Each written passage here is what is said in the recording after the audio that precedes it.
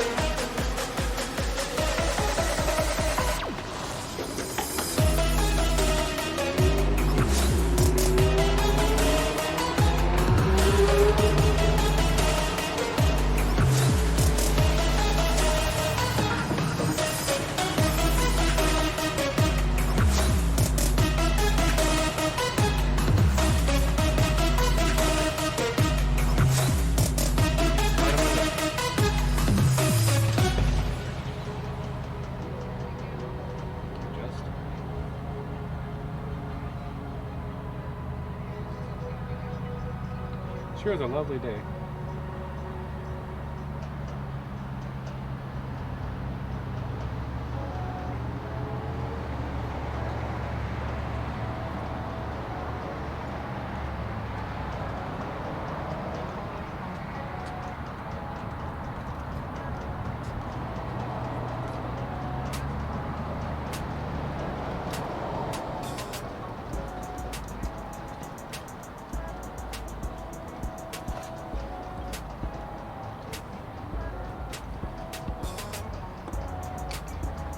Check.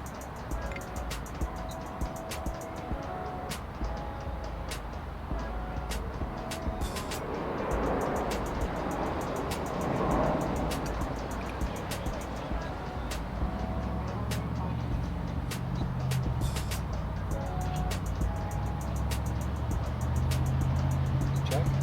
Oh, you missed me. I did miss the mate that way.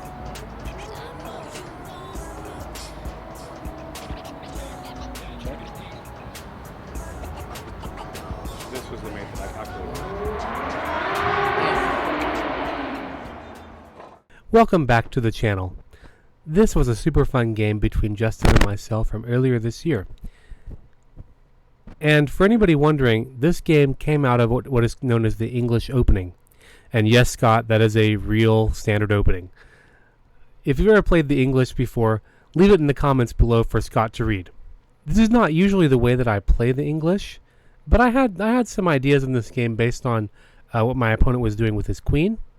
And so we'll just get into that in our analysis. So my opponent plays queen to c6 here. And notice that my opponent's light square bishop is ready to be mobilized. My idea is, with this advanced pawn on e4 from my opponent, that maybe I'd love to get my bishop to g2, which is where it wants to be in this opening.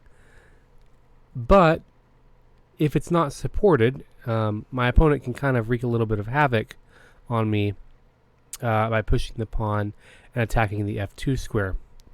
Additionally, can also bring out some of its pieces, and can also harass me a little bit, and that kind of puts the game in a weird state for me. So I give away my advantage here by playing knight to h4. But was there a better move? Stockfish says yes, there was. Instead, it tells me to play e3.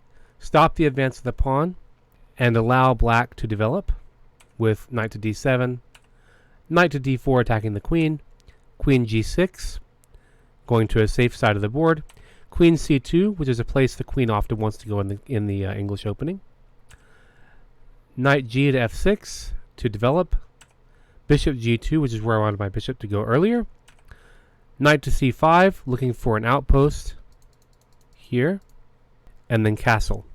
And in this position, black has this advanced pawn on e4, which can, yes, as I mentioned, create an outpost for that knight that is currently on c5.